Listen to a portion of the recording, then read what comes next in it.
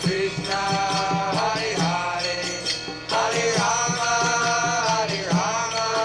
Rama Rama, Hare Hare. Hare Krishna, Krishna Krishna, Hare Hare, Hare Rama, Rama Rama, Hare Hare. Hare Krishna, Krishna Krishna, Hare Hare, Hare Rama, Rama Rama, Hare Hare. Hare Krishna,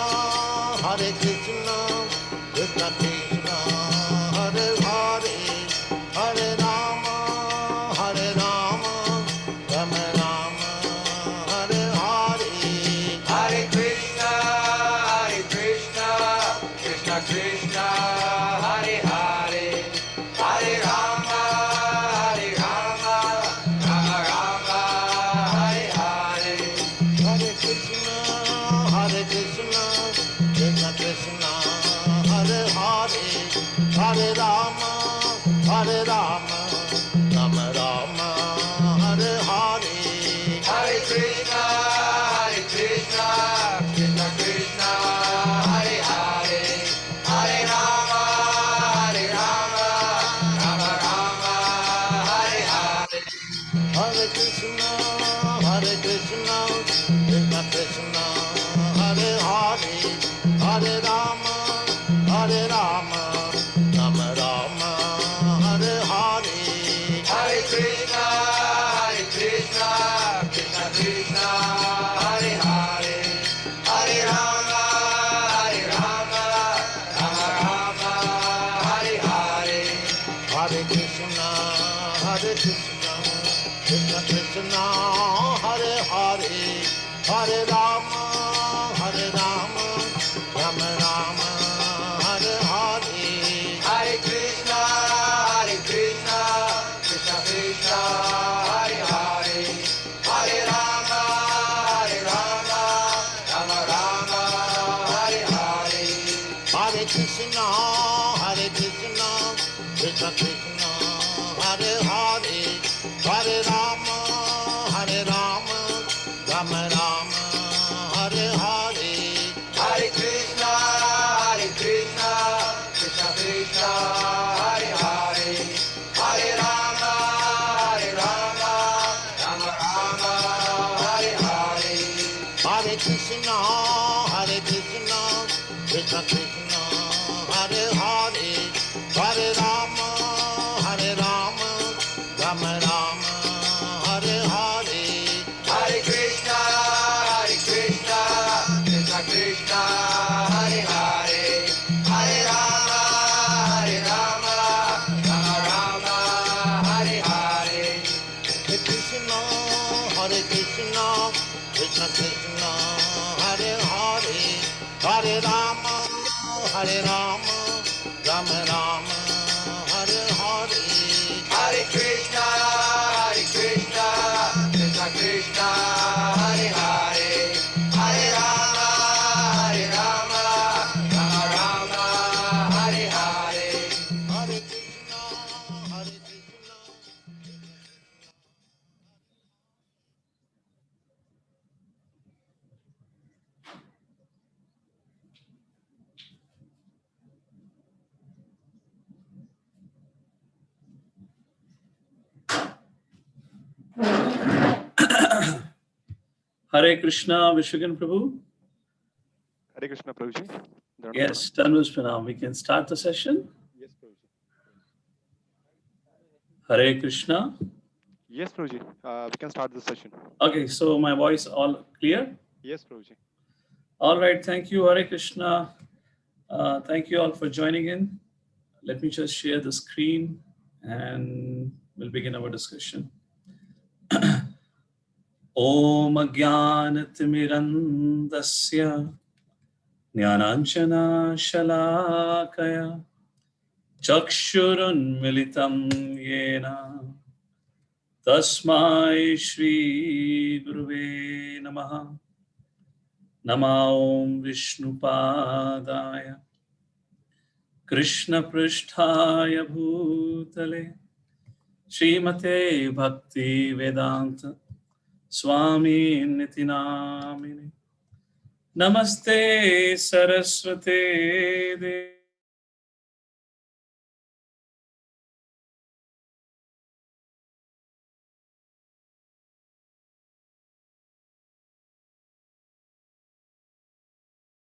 Jayo Shri Krishna Chaitanya Prabhu Nityananda Shri Advaita Gadadhar Shrivasadi Gaur Bhaktivinoda Hare Krishna Krishna Krishna Hare Hare Hare Ram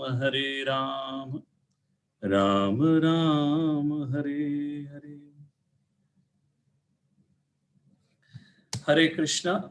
So once again, we welcome you all for this session of Mahabharat. This probably would be the second last session on this Udyog Parv, which is just before, which is the fifth book of Mahabharat, and it is just before the beginning of War of Mahabharat. In other words, the sixth book, which is Bhishma Parva, just comes right after this. So, in one of the previous episodes, we saw how Sanjaya was sent by Dhritarashtra to convince Yudhishthira Maharaj to accept the mendicant life for the good of the whole world and go to the forest. However, Lord Shri Krishna argued back, and Lord Shri Krishna said, yes, I understand there are two belief patterns. There are two paths that are recommended for self-realization. One, renounce, go to the forest, take a life of a sannyasi and try to purify your consciousness, take to the life of renunciation. And second, continue performing your duties according to dharma with a detached mood and dedicate the results of that work in the service of the Lord. That is another path to attain self-realization or the success of human form of life. Lord Shri Krishna said at that point of time that I believe the second point, the second path, the second way of attaining perfection is the easiest and the recommended means, unlike the first one. And the same thing continues, the same theme continues in Bhagavad Gita also. Today, after this discussion, when we have discussion on chapter 3, the same theme will be continued there. And similar theme comes back in Shanti Parva also. This is Shanti Parva is the post-war Parvas or the books of Mahabharata, where Yudhishthira Maharaj later on, after the war, he does not want to become the king. He's so grief-stricken, looking at the death of millions and millions of people, looking at the mourning families and the crying and the grieving relatives of all the Kshatriyas who died on the battlefield.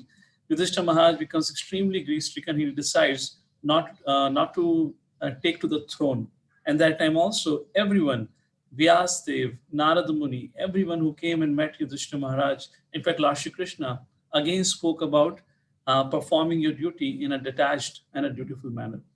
So the point I'm trying to make here is, so here Yudhishthira Maharaj, when he was replying back to Sanjaya, that time Yudhishthira Maharaj said, hey Sanjaya, although you or Dhritarashtra are blaming me for what has happened,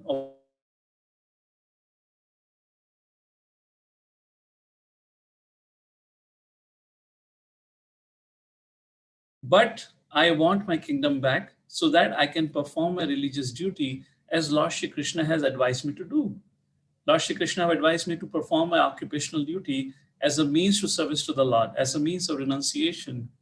And then finally Yudhishthira Maharaj said, hey Sanjaya, go and tell Dhritarashtra, even if he's not willing to give back Indraprastha, just for us to follow the instructions of Lord Shri Krishna and to engage in our devotional service or occupational duty, at least give us 5 villages. With like this, we had concluded our one of the previous sessions. And now Sanjay had gone back to Hastinapur, and we were discussing about how Dhritarashtra becomes, Dhritarashtra met Vidura, the Vidura called his senior and all that we have discussed last time. So now we'll begin our discussion from the morning when Sanjaya came to the assembly of Hastinapur and he conveyed the message of Yudhishthira Maharaj. Sanjay said, the Yudhishthira Maharaj is very clear, return the kingdom. Or even if not the kingdom, if Dhritarashtra, you're so attached to it, if your son is so attached to the kingdom of Yudhishthira Maharaj, all right, just give them 5 villages. But if you do not give 5 villages, then be sure there's going to be war. So when Sanjay spoke that there's going to be war, Dhritarashtra became frightened because Dhritarashtra wanted to have a peace, but he was not willing to pay the cost of peace, which means he was not willing to fulfill the demand of Yudhishthira. And he knew, Dhritarashtra knew very well, if there is a war, my son and all my dreams would be shattered. His sons would be killed and his dreams would be shattered for sure. So when Dhritarashtra heard this, he became very frightened. Bhishma Pitama, seeing this opportunity, thought of speaking to Dhritarashtra to make some sense to him. So then Bhishma Pitama began to speak. Bhishma spoke to Duryodhana and Dhritarashtra both, not particularly to Dhritarashtra here, but to Duryodhana. And Bhishma Pitamaha narrated a story that he had heard from Narad Muni long, long ago about the true nature of Krishna and Arjuna. And Bhishma Pitama spoke the story of Narayan Rishi. I'm not going to go into the details. In previous sessions, we have discussed about the past life of Krishna and Arjuna in that sense of Narayan Rishi. So Bhishma Pitama explained to the whole assembly, including Duryodhana, Karna, Shakuni, everyone, that this Krishna and Arjuna are not ordinary living entities. They are not the people of this world. They are celestials. Krishna is in fact the supreme personality of Godhead and Arjuna is his eternal associate. So you should live peacefully with Pandavas. So like this, Bhishma Pitama conveyed the message. However, Dhritarashtra chose to remain silent, whereas Duryodhana, when he heard this speech from Bhishma Pitama, rather than showing respect, taking it seriously, he began to smile. He was cunningly smiling or laughing when Bhishma Pitama was speaking. So why was Duryodhana smiling? What was going on in Duryodhana's mind? Duryodhana at that point of time was remembering his interaction which he had with the demons, where demons had promised Duryodhana that the war of Kurukshetra would happen, and at the time of Kurukshetra war, Bhishma Pitama would be at your side, and we demons would enter into the mind of Bhishma Pitama, corrupt his mind, and will make him act in your favor. So remembering those words of promises by the demons, Duryodhana was smiling, thinking that, hey, old man, you are talking about dharma, you're speaking in favor of the Pandavas, don't worry. When the war would begin, you would also follow my dictations like this. Then Dronacharya and many in the assembly spoke to Duryodhana to make some sense. In other words, the point is, everyone, whoever had any sanity, was speaking in favor of Yudhishthira Maharaj. Somehow it is misunderstood that Yudhishthira Maharaj wanted to take revenge. That's the reason he went to war. Krishna was responsible for the war. No, not at all. If that was the case, so why Bhishma Pitama, Vidura, Drona, Kripacharya, personalities like Narad Muni, Parshuram, who's going to come now, not now, later on when Krishna comes to the assembly, everyone spoke in the favor of Yudhishthira and everyone spoke against the plans of Dhritarashtra and his company, that you are doing a cheating. You should not do like this. So at this point of time, Dhritarashtra, once again, when he had an opportunity to take a stand and chastise his son Duryodhana, still he did not do so. He kept his hand down.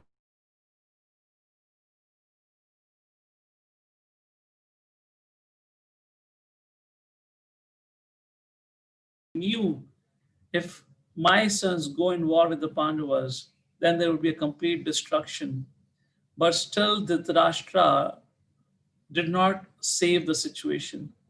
And because he did not say anything along with Bhishma Pitamaha in favor of the message of Sanjaya, this silence of Dhritarashtra empowered Duryodhana. Seeing that his father, who is a king, is apparently on his side, that's the reason he is not speaking anything. Duryodhana became more agitated, and Duryodhana announced that I can sacrifice my life, my wealth, my kingdom, all my relatives, all my friends and everything, but I can never live in peace with the Pandavas. It was very clear. That as long as Duryodhana is there, the war is inevitable. And then he said, I will not surrender to Pandavas even as much as a land which can be pierced by the point of a needle. And this is not the first time he's saying that. He's going to say that again also in future. So it's interesting, if you look a little bit, reflect on about Duryodhana's behavior and character, one thing is very clear, that this was his animosity stemmed or springing forward from his envious nature or envy towards Pandavas. It was because of this envy, it was totally unavoidable to not have war. You know, just like in Hindi, कहते हैं, लातों का भूत बातों से नहीं मानता है. If somebody thinks that at this point in time, Yudhishthira Maharaj should have taken the peaceful approach, should have, taken should have followed what Dhritarashtra said, go to the forest, and maybe later on Duryodhana's mind would have changed. No, not at all. You know, scriptures talk about divine and demoniac. And when there is divine and demoniac, conflict is bound to happen. If divine decides not to get into conflict, the demoniacs will destroy the divine. And that's for the history of the whole world. So Duryodhana was not willing just to even give 5 villages. Now think about it. For Pandavas, Dhritarashtra's proposal for Pandavas was to go to the forest and beg. How for Kshatriyas, the great Kshatriyas like Pandavas, was such a humiliating thing. How can they live their life begging? You know, if you understand this whole Kshatriya dharma, a Kshatriya cannot ask. Kshatriya doesn't ask for a favor. He cannot beg. It is against his nature. And now Dhritarashtra's proposal was for the peace in the world, you go and beg, I and my son will enjoy. And not only this, the Pandavas were not supposed to have this kind of negotiations with Dhritarashtra. It was because Yudhishthira was a Dharamraj. If it was someone else at the place of Yudhishthira, they would have attacked Hastinapur. Because just to send a messenger conveying the message to Dhritarashtra, saying that please give our kingdom back, which itself was an act of begging, which in itself was a very humiliating for a Kshatriya. Despite repeated humiliations of Pandavas, now Dhritarashtra wanted Pandavas to remain humiliated all their life by going to the forest and begging in the forest, which is just not going to happen. Okay, let's come back to Duryodhana. Think for a second, if Duryodhana would have agreed to the proposal that Sanjaya had carried on behalf of Yudhishthira, the message of Yudhishthira. Okay, let's assume Duryodhana was very attached, so he would not have given Indraprastha. If he would have given even 5 villages, at least one thing is for sure, Duryodhana, if you look at the life of Duryodhana, although he wanted to become the king of Hastinapur, first of all, in his whole life, he could never ever become the king of Hastinapur. For him, that remained a dream only. Because when he died on the 18th day of the war of Kurukshetra also, he was a prince, not the king. If Duryodhana would have agreed to the proposal of Pandavas, let's say given the Indraprastha or even given the 5 villages, one thing is for sure, he would have lived complete life, full life, and he would have definitely become the king of Hastinapur, which he wanted very badly. And secondly, there would have been no war, no conflict. And thirdly, Duryodhana had zero fear of Yudhishthira. Although he imagined fear, but actually Yudhishthira was of no way he would have ever attacked Duryodhana. Of course, if Bhima would have become a king, that's a different story. But at least Yudhishthira Maharaj would have never attacked Hastinapur. And look what happened. Because of his envy, because of his greed, and because of his anger, lust, he represents all these qualities. Duryodhana lost everything. He didn't get anything. Because he chose, because he wanted to be the undisputed king of the whole world. And he thought Pandavas were a threat to the fulfillment of his desire. For Duryodhana, even his whole kingdom, Hastinapur was not enough, was not sufficient, although he had so much with him. And because of this, what happened? He lost everything. He wanted to acquire a position for which he was not qualified because Yudhishthira Maharaj was more qualified. So because he couldn't acquire based on his own qualifications. So he wanted to take it, steal it away from Yudhishthira Maharaj. And by trying to steal away what belonged to someone else, he lost what he had. And similarly, this thing we need to reflect in our own life. Just like Duryodhana, despite having everything, he was aiming for someone else's property. He was aiming for someone else's glory. Duryodhana could not attain any glory in his own life. Duryodhana could never become a king of Hastinapur. At the end of the day, the choices and decisions that he made in his life were all influenced by lust, greed, or envy. Just like his decision right now not to let Yudhishthira Maharaj have his kingdom back, that's his greed. Also his envy towards Yudhishthira Maharaj. So the point is, Duryodhana here becomes a very classic case study for all of us to always remember.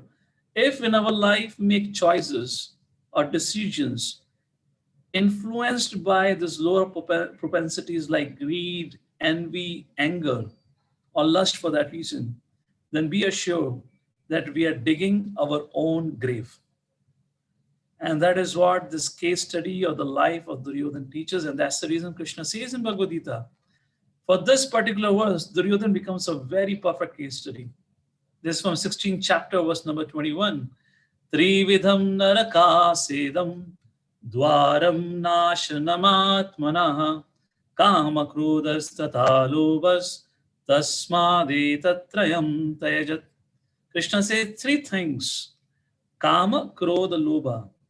If somebody is influenced by it, somebody's decisions and choices in life are made because of these three factors, or either any of the factor, then that person is definitely going to go to the hellish condition of life. And that's what happened with Duryodhana. So it's a very interesting case study or interesting story of Duryodhana for all of us to reflect in our own life and to understand. Of course, divine and demoniac kind of people always exist in this world. But the point is, because such subject matters, such case studies, and such history of the world are not discussed in a proper context, even out of context, they're just not discussed in today's school curriculum, or maybe in the college life and whatnot. Even innocent people, they get distracted by the demonic forces. For example, Duryodhana, even if you knew this verse of Bhagavad Gita, Duryodhana would not have changed. Totally agreed. But the point is, not everyone is like Duryodhana. Because if this subject matter and such things are not discussed, even the innocent people get influenced by the association of people like Duryodhana. So that's the whole point. If such subject matters could be discussed, then at least people would know what is right and what is wrong. And therefore, study of scriptures becomes very, very important, because study of scriptures fine-tunes our intelligence, that gives us the ability to make a distinction between what is right and what is wrong, what I should do and what I should not do. And in that context, I want to quote one very particular verse, which I felt is very apt to this discussion. And it comes from Ishopanishad, a very first text of Ishopanishad. Ishavasyam idam sarvam yat kinchaya jagatyam jagat tena taktena bhunjita magadha kasya svethanam. Where in this text of Ishopanishad, it is explained, Ishavasyam idam sarvam yat kincha jagatyam jagat. The very first thing which is explained in this particular verse is that everything in this creation belongs to who is the proprietor? Isha. Isha Vasam. He is a controller. Everything in this Jagat, everything in this creation belongs to the Supreme Personality of Godhead. First thing. Now, this should be the foundation of our education. This is what should be taught to kids, taught to the adults, and everyone should be repeatedly hearing such messages. So we understand that I am the controller. I am not the proprietor enjoyer, which is what Duryodhana is thinking right now. That I am the controller, proprietor, and I can do whatever I want. Second thing this verse says, Um, Tena tyaktena bhunjita. Tena tyaktena bhunjita means I. I means the Isha have allotted a quota for you, which means learn to live with God given gifts. Everyone is given certain skills, certain strengths, certain abilities. For example, Duryodhana. Now, it's not like Duryodhana was totally useless. Duryodhana was a great leader in one sense. He was a great administrator. He could please Durvasa Muni. If somebody can please Durvasa Muni, he has to be really, really skilled person, highly talented. Duryodhana was a favorite student of Balaramji. And of course, he was a great administrator. It's not that Duryodhana was a useless fellow. He was a great fighter also. But yet, he was not happy with what he had. He was looking at what others had and what he didn't have. He was worried about the other's ability who had more than he. For example, just like you're sitting for a prasadam, and let's say on a Sunday feast, and prasadam is being served out. So a server comes to you and he's asking you, प्रभु जी माता जी आपको क्या चाहिए मैं 2 गुलाब जामुन और डालूं या दाल ज्यादा डालूं, but you're least bothered. You're looking at the plate of your neighbor and you're seeing what all he has got, and that person is asking, can I give you, and you're just not paying attention, and you're looking, why this fellow got 2 gulab jamun extra than I. My dear sir, look in front of you, the server is asking you to give you also. But no, our focus, not our focus, but the focus for that person is entirely on the plate of the another person. That is what happened with Duryodhana. He missed out his life. He missed out what all opportunities and gifts he had. He never bothered about it. He was just only thinking and absorbed about what Yudhishthira has. Yudhishthira is a great religious person. Bhima, he's extremely powerful. Duryodhana, you're not less powerful, but he could never appreciate and realize his own abilities and live according to it. That's the second point. This very beautiful verse teaches. And the third point, Tena tyaktena bhunjita. And the last, Ma gradha kasya swidhanam. And the last line, on another person's wealth, which means cooperate, don't compete. In case of Duryodhana, because of his envy, because of his, the spirit of competition, he always kept on looking at what others had, and he always kept on saying that I want what others had, but never cared for what he had. That's the reason he could not ever enjoy his life. So with that, this life of Duryodhana brings out some important thoughts or reflections for all of us. In case if we also act based, or we also act on the impetus of greed or envy, as Lord Shri Krishna says in Bhagavad Gita, we are just digging our own grave. And this verse of Ishopanishad sets out a rule for all of us how we should live our life. First, know God is in control. God is a proprietor. Second, live what is given to you. Recognize your potential. Harness your potential. Don't get too much caught up with what others have, others don't have.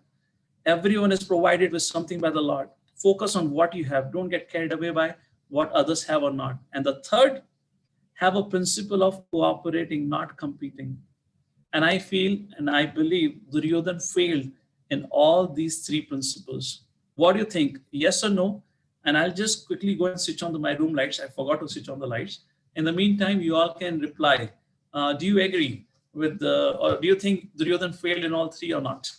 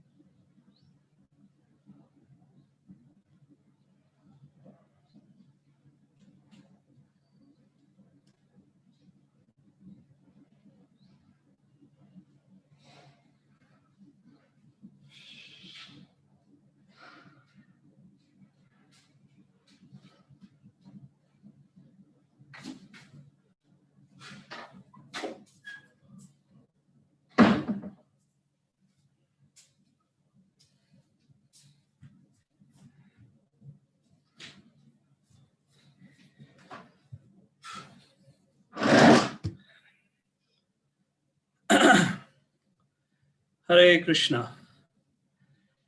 Excuse me for the delay. So I just realized it started to rain, and you can understand I had to run out for something. Okay. So the point is, the last point here, imagine if Duryodhana would have cooperated rather than competing with Pandavas. If he would have cooperated with Pandavas and followed the advice of his seniors and elders, today he would have been praised for his contributions to the well-being of the world, and not other way around. So with that, let's move forward. So finally the message was given, and the message was no land or wealth would be returned. And the message was sent to Pandavas, which meant simple. The meaning was that you have to live like a beggar, or if not, indirectly the meaning was you have to claim it. You have to come and fight it with us. So how did Pandavas respond to it? Yes. So Pandavas, Yudhishthira Maharaj then approached Lord Shri Krishna, who was there at Matsya Desh only at that point of time. And Yudhishthira Maharaj said to Lord Shri Krishna, my dear Lord, you may decide whatever you want, we'll do it. Lord Shri Krishna said to Yudhishthira in return, hey Yudhishthira, I am here for you. Tell me what you want me to do, how you want me to serve you. And then the discussion began between both. And then Yudhishthira, in fact, Lord Shri Krishna proposed, hey Yudhishthira, let me try going once to Hastinapur as a messenger. I will try to convince them. I will tell them how Kauravas had performed injustice towards you. Maybe Dhritarashtra will listen to my words, and maybe he might change his mind. Like this, the discussion came to a conclusion that Krishna is not going to go as a peace messenger. Now, as I said before, this was not supposed to happen. This is not how Kshatriya would behave. Because Yudhishthira did not wanted a war. He wanted a peace. That's the reason there were back and forth negotiations were going on. See, think about it. In which scenario a person would like to do a negotiation? If you are an affected party, in what scenario you would like to do a negotiation? The only scenario you would like to do a negotiation where you are afraid of the other party. You know that I cannot fight with him. If I fight with him, I'll be defeated. So for me, the best is negotiate. At least I would not lose everything, which I would lose if I fight with him. I would get something. Now think about the Pandavas. They were not on the side which is going to lose. They were on the side which is going to win. If you just think about this thing, it just tells you how Yudhishthira was not aiming for war. And for Yudhishthira to keep responding to Dhritarashtra and keep sending his messenger was quite humiliating. Because every time Dhritarashtra, as a stubborn old man, would send a message that nothing doing. In other words, it kind of gave a message as if Pandavas are inferior and Kauravas are superior, which is very humiliating for a Kshatriya. And actually, it's not a fact. Pandavas are not inferior. So still Yudhishthira Maharaj, as a great person, kept on enduring all this thing. However, when a discussion came upon on Krishna to go to Hastinapur, one person could not tolerate at all in the Pandavas camp. And this person got extremely angry. And this person was Draupadi. She was totally angry. She said, how can we send Krishna there? These rascals, these Kauravas, they would even insult Lord Shri Krishna. How can we tolerate? What will we gain? There is nothing. Haven't you received the message enough that they are not going to change? How can we send Krishna? In fact, they might try to harm Krishna. No, so this should not happen at all. So like this, Gandhari or Draupadi was very angry. And that time, Lord Shri Krishna had to come in and had to pacify. And Lord Shri Krishna said, Draupadi, I'm going for two purposes. First, I want to remind the Kauravas of the injustices that they had done to all of you, or the evil acts performed by them. And second, I will ask them for the peace. If don't, then nobody in the future would blame Yudhishthira for the war. Because if they don't agree, the war is inevitable and the war is there, then Kauravas are going to get destroyed. That's how Krishna meant. So I'm doing so later on nobody would blame you, your husbands, for the destruction of the whole world. So it is very important for me to go and try once more. And that's how Lord Shri Krishna decided to go. Draupadi was pacified like this. And while at Hastinapur, the message came that Lord Shri Krishna is on his way to come to Hastinapur. And everyone was alarmed. Oh, Krishna is coming. How are we going to deal? Because Krishna is bringing the message of Pandavas. And again, Dhritarashtra is not going to agree and so forth. So there, Duryodhana got up and he said, well, I have a plan. We will pamper Krishna. We will serve Krishna in such a way that he will forget about Pandavas and he will come on our side. Then Bhishma Pitama got up. He said, you're beyond foolishness. Didn't I tell you in our previous meeting? He's not Narayan. You forgot?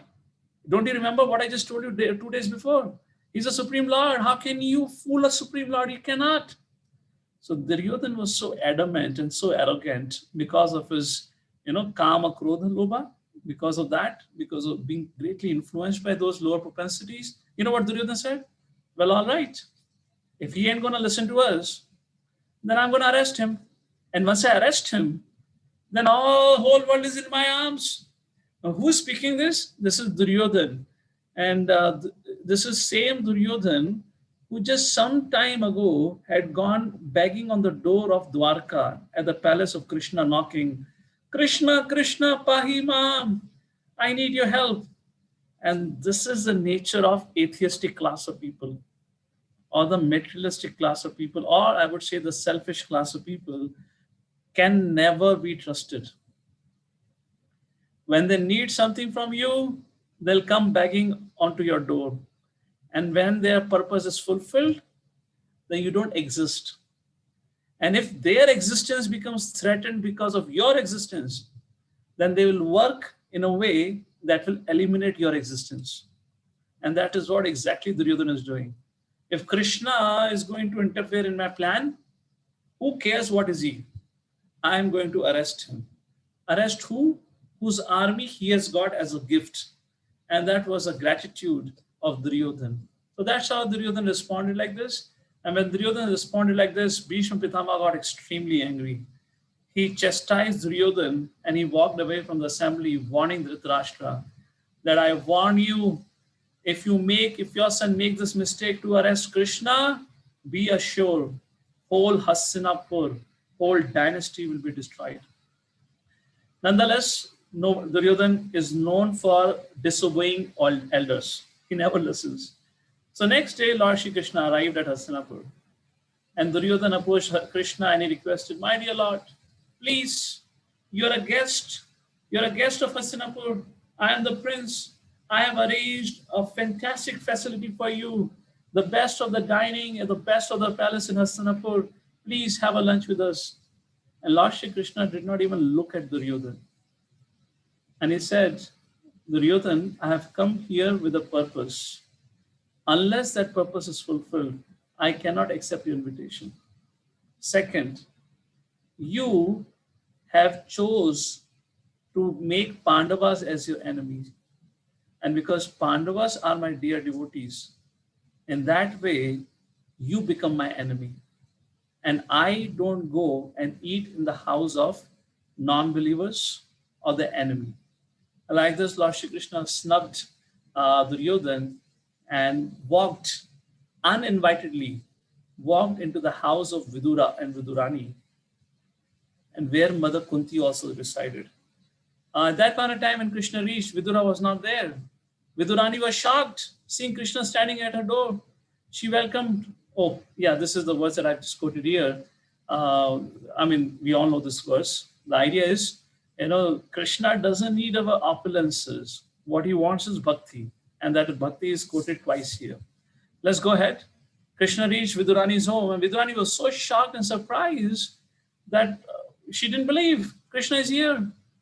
And then she ran inside the kitchen, and she only had bananas. And the long story short, as you all are aware of it, In her excitement, she began to peel the bananas and throw the pulp into the dustbin and started offering peel to Krishna.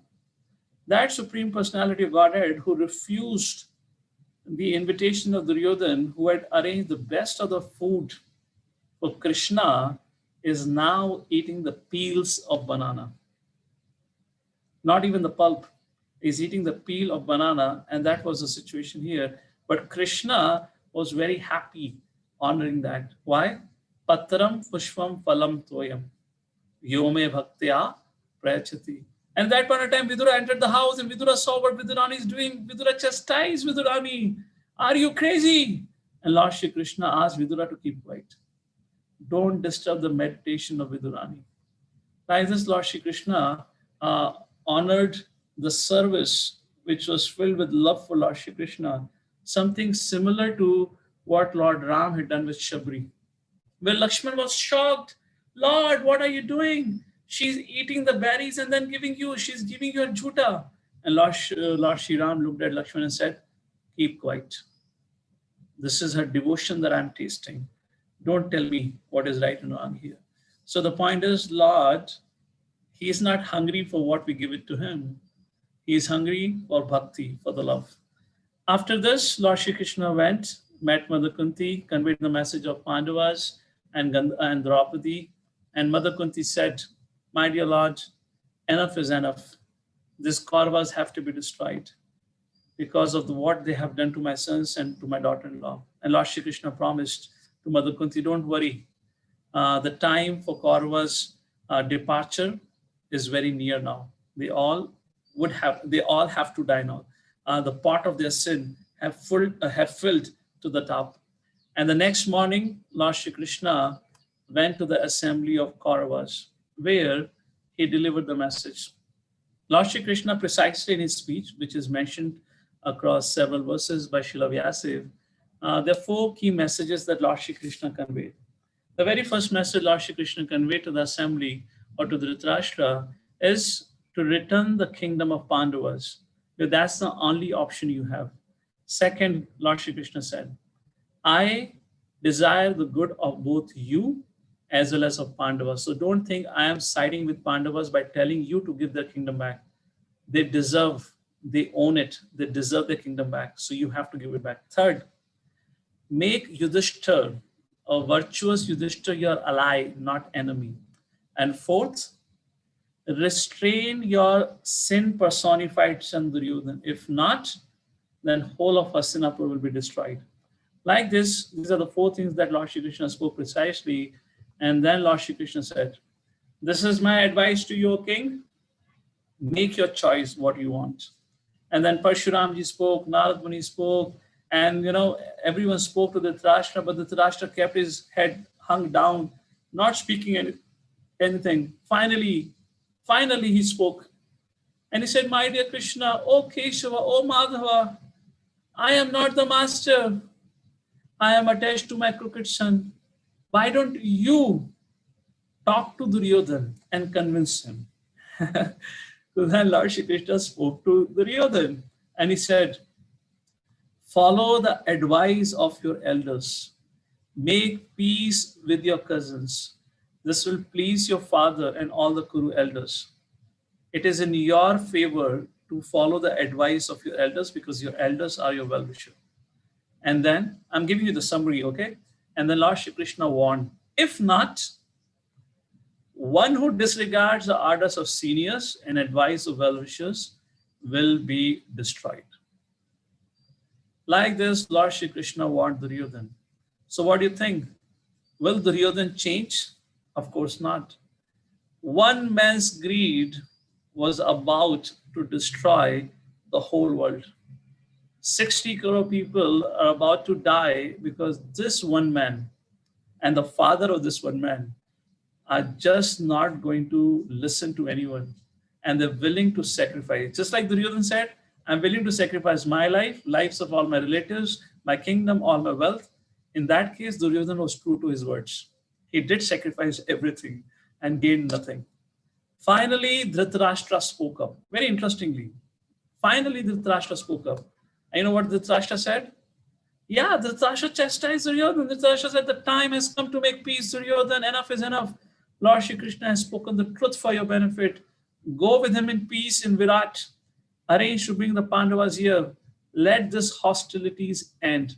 I think that time has arrived. Dear son, do not disobey me. Now again, Dhritarashtra did not give him an order as a king. Dhritarashtra, see, you see the politics he's playing here? He's speaking to him as a father. When he's speaking to as a father, the son can disobey. And if you have a son like Duryodhana, of course he's going to disobey. But if Dhritarashtra would have spoken like a king, then Duryodhana didn't have an option to disobey. If he would have disobeyed, then it would be disobeying the orders of the king, which means it's a culpable, it's an offense. He could have been jailed. But Dhritarashtra again spoke to him as a son, and he told him, choose peace, for you cannot be victorious in battle. Because Dhritarashtra did not order as a king, of course, Duryodhana did not listen. And once again, Duryodhana repeated himself, I will not surrender in any condition and will not give even a land that can be pierced by the point of a needle. Now, this was enough for Lord Shri Krishna. Lord Shri Krishna got angry and Lord Shri Krishna chastised Duryodhana. And after getting chastised from Krishna, Duryodhana walked away from the assembly. And then Krishna warned Dhritarashtra. And he told Dhritarashtra, hey, Dhritarashtra, sacrifice this one son for the sake of everyone. Yet Dhritarashtra would not do so. And you know what Dhritarashtra did next? Then he said, oh, my dear Lord, what can I do? Just like I am so attached, my wife Gandhari is also attached. Let me call Gandhari here. Let's see what Gandhari have to say. Maybe Gandhari can convince Duryodhana. I cannot sacrifice my son. Now, what do you mean by you cannot sacrifice your son? If you don't sacrifice him, doesn't Dhritarashtra know that he's going to sacrifice all his 100 sons? It's just clear mathematics. He could have sacrificed Duryodhana. He would have had his 99 sons plus 5 Pandavas, but no, because he wanted. It was his desire. So Gandhari was brought in. And you know what Gandhari said? This is very interesting. Even the mother of Duryodhana spoke in favor of Yudhishthira. How can Yudhishthira ever be said that he was revengeful or he was greedy? Everyone said, Duryodhana, you are wrong. And you know what Gandhari said? Gandhari said, make peace with the Pandavas. You should follow your elders' guidance. And this is Gandhari words. Hey, Duryodhana, my son, you're full of lust, greed, and anger. And one who's controlled by these three can never become the ruler, can never become the king. And you cannot control a kingdom. Go right now and make peace. So when Duryodhana heard this, that my mother is also speaking against me, he got really angry. He thought since this Keshava has come, since this Madhav has come here, he has influenced everyone. The people who never spoke against me all my life, my father and mother, even they are speaking against me. Now I cannot tolerate him anymore. Before he does anything more serious damage to me, we should arrest him. And then and there, Duryodhana got up and screamed at the top of his voice to commanders, arrest Krishna. And everyone was shocked. Dhritarashtra was shocked. What? Vidura was shocked. Pitama, Dronacharya, Kripacharya, everyone was shocked. What? What did Duryodhana just say? Seize him now, seize Krishna, are you crazy? And as soon as Duryodhana screamed that capture Krishna, suddenly the earth began to tremble. There was a big thunderous sound, reverberating in the sky. It was like some heavy windstorm was coming there. Everything began to shake. It became completely dark and dusty. Nobody knew what's going on.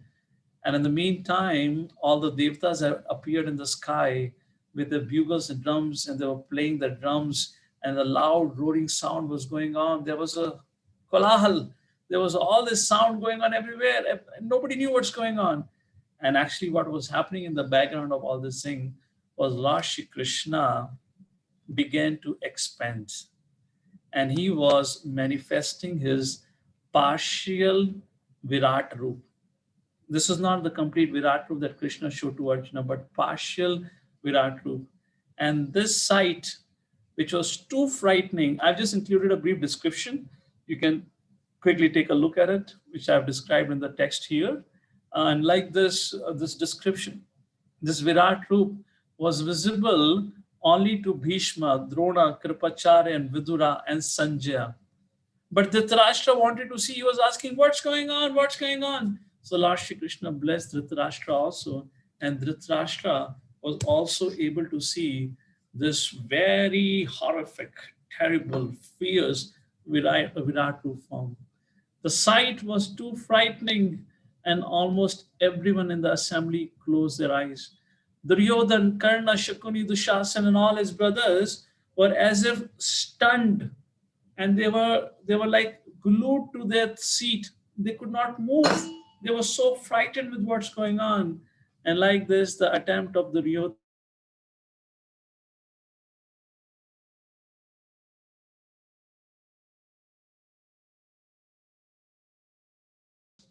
Lord Shri Krishna's peace mission had failed. And in other words, it has its own connotations.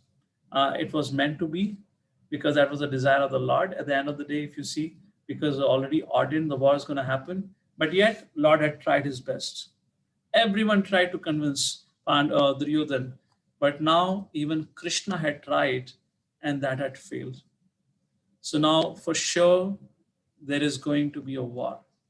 And there's a very interesting verse that comes in Bhagavad Gita that tells, if a person is too enamored by bhoga and aishwarya, he could never ever understand Krishna consciousness. And was the same condition for Dhritarashtra and Duryodhana. Anyone remembers this beautiful verse? Second chapter of Bhagavad Gita.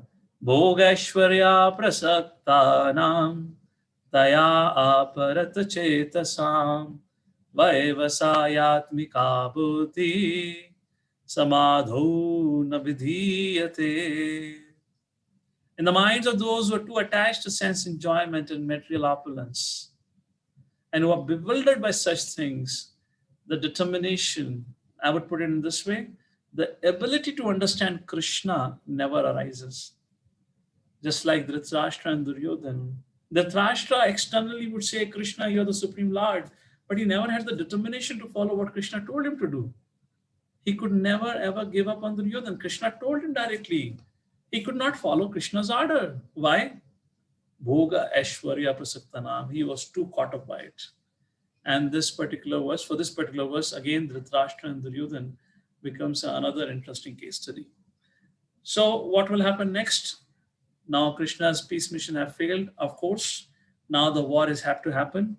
Krishna is going to go back to Virat. But before Krishna goes back, Krishna is going to go and meet Mother Kunti and give her the good news that indeed war is about to happen now and all the Kauravas will be killed. But before Lord Shri Krishna goes to Virat, Lord Shri Krishna decides to meet with Karna, to tell Karna who is he. But before Krishna meets Karna, Mother Kunti meets Karna, and Mother Kunti tells Karna about her relationship with Karna and actual parentage of Karna. And then Lord Shri Krishna, before departing the next morning, he meets Karna and he tells Karna to change sides. But Karna does not change his side. What happened and all those details we'll discuss tomorrow. And tomorrow we'll begin the Bhishma Parva, or we'll introduce the Bhishma Parva, which is like setting the scene of the war. And with that, for tomorrow's session, we will be, for the time being, concluding our Mahabharata series of discussions. So tomorrow would be our last session on this Mahabharata series. Because after tomorrow's session, what begins in Mahabharata is discussion on Bhagavad Gita. So anyways, Bhagavad Gitas are going on in the evening sessions, post Mahabharata. So after tomorrow would be our last session on this Mahabharata and controversies for the time being. And maybe in future sometime, if time permits, then we'll have some more discussion, but not in details as I have done so far, but maybe more thematic and some particular aspects of topics from the remaining sections of Mahabharata. So with that, we conclude for today. And I'm also glad I could conclude even 6 minutes before the time. That's amazing. So thank you all for joining us for today's Mahabharata session. Hare Krishna. Jagadguru Srila Prabhupada Ki Jai. So we have some time now. If anyone has anything to share or ask, In precise, some of the key things that we saw today was some lessons from the life of Duryodhana, that how being blinded by envy, greed, and lust, he was destroying his own life. And we were quoting a verse from Bhagavad Gita in that context where Krishna also warns, if somebody lives his life based on this kama, krodha, and lobha, then actually he's destroying his life. He's paving his way to hellish situation of life. So it was kind of a lesson or a reminder for all of us to be careful how we should live our life and how we should make decisions in our life. And lastly, the point about bhoga aishwarya prasaktanam. Despite Lord Shri Krishna telling you the Dhritarashtra directly, disown your son, or else you lose all your 100 sons. The Dhritarashtra had a choice to lose one and to have 99 with him. I mean, 99 is not a less number. It's not that if he lose Duryodhana, he lose all 100. But yet the Dhritarashtra did not follow. Why? Bhoga aishwarya prasaktanam taya aparat chetasam. So like this bhoga and aishwarya, our attachment to this bhoga and aishwarya makes our determination to follow the teachings and as well as the principles of Krishna consciousness feeble. In the beginning, when we hear Krishna conscious philosophy, we may become very excited. We may do it for a while. But if our inclination does not changes, or our attachment for bhoga and aishwarya does not changes and transforms into towards bhakti, then that person cannot really stay stable in his Krishna consciousness. And as an example, we were quoting about the Dhritarashtra, how he could not follow because of his attachment to bhoga and aishwarya. So with that, thank you once again. Hare Krishna. We'll open a forum if in case anyone has anything to share or ask.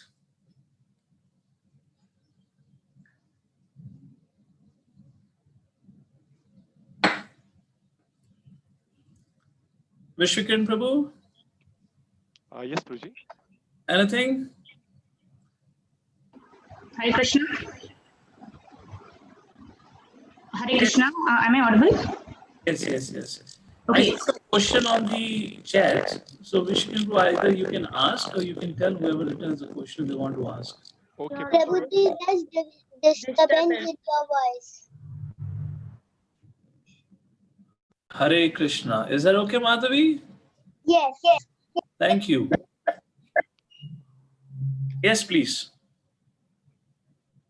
So, Vishwakiran Prabhu, are you going to ask individual person, or I have a question? Can I ask? Yeah, you can ask. Then we'll go with Kaushal Prabhu. He has a couple of questions. Mataji, you can ask. Okay, thank you. So, Prabhuji, the statement Krishna's peace plan is a failure. I mean, Yatra Yogeshwara Krishna, Yatra Partho Dhanudhara, Tatra Shri Vijaya Bhutir. So, this line, does it come in Mahabharata? And if so, how do you understand that? No. Again, you don't have to see that line as an absolute way. I was making a contextual statement. Apparently, externally, Krishna's peace mission had failed. When I made that point, I also said it was meant to be failed, if you remember. I said that it was meant to be failed because ultimately Krishna wanted the destruction of Kauravas. War had to happen. But just because Krishna wanted to bring about a lesson that nobody blames Krishna or Pandavas that they did not try for peace, Krishna told Draupadi, and I also discussed that point. Draupadi, don't worry. Pandavas, Kauravas are going to get destroyed. But I'm going there just so that world does not blame you or Pandavas for the destruction that is about to happen in the future. So this whole Krishna's peace mission was never meant to be successful because that's what Krishna wanted. If Krishna wanted to be successful, it had to be successful. Then how do we understand the free will of Duryodhana?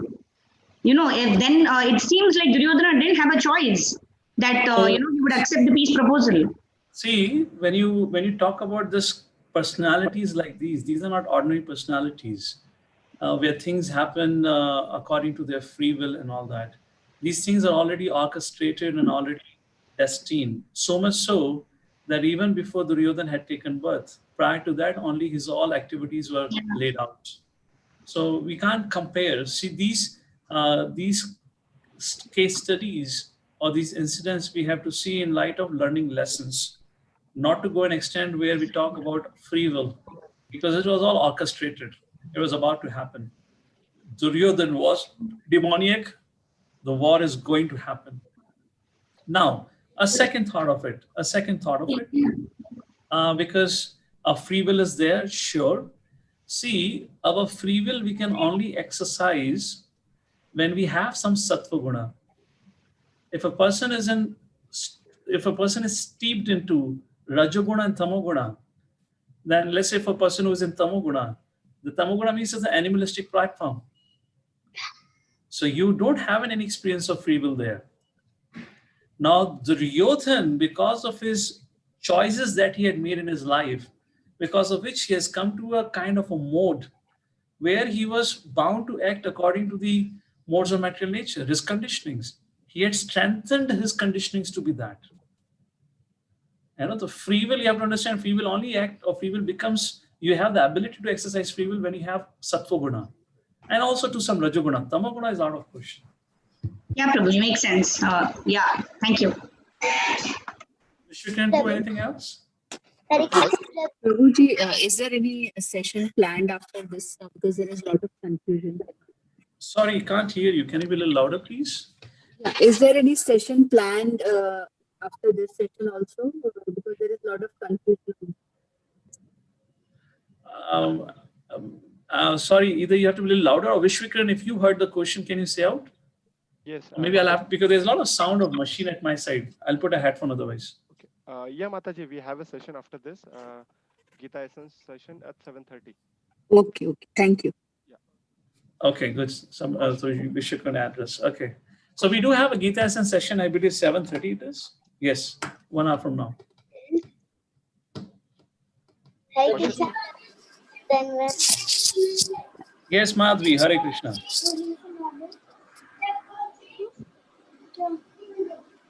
Prabhuji, my question is that why did Duryodhana listen to the elders and Krishna's advice? Give me a second. Let me get a headphone, please. Here it is.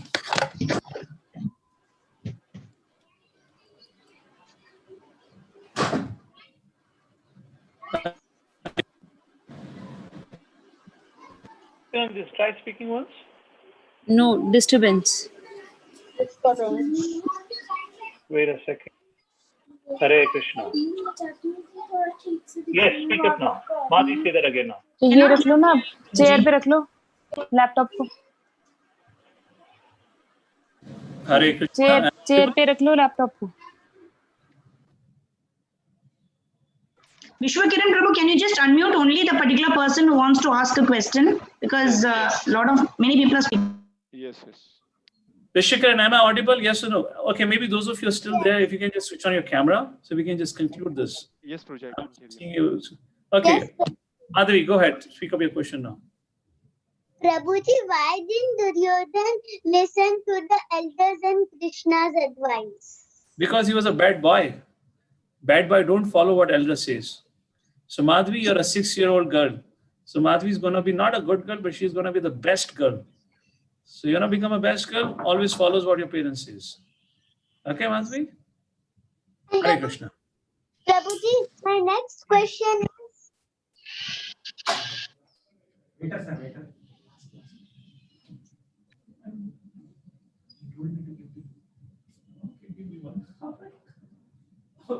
Thank you. Yes, I'm listening. Go ahead.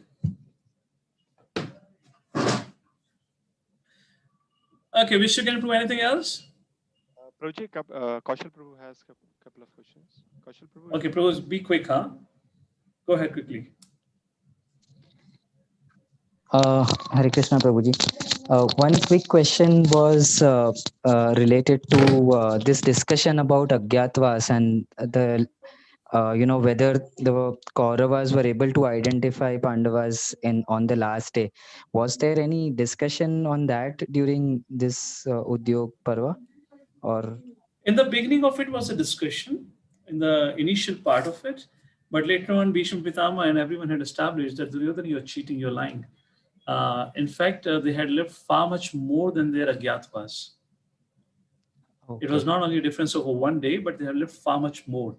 So there are two calendars, solar and lunar, according to which they were doing some debates, but it was settled that Pandavas have lived. So it got settled in the sense Duryodhana said they lived or not. I don't give a damn. I'm not going to give their kingdom back. So when it boiled down to Duryodhana's this stubbornness that I'm not going to give, even if they have lived their Agyatavas, I'm not going to give. So then there was no point of discussion on did they go through their Agyatavas or not. Because in either way, Duryodhana is just not willing to return. Okay? Okay, Prabhuji. Yeah. Thank you. All Prabhuji. right. Hare Krishna. Okay, thank you. Hare Krishna, everyone. I'll take your permission now.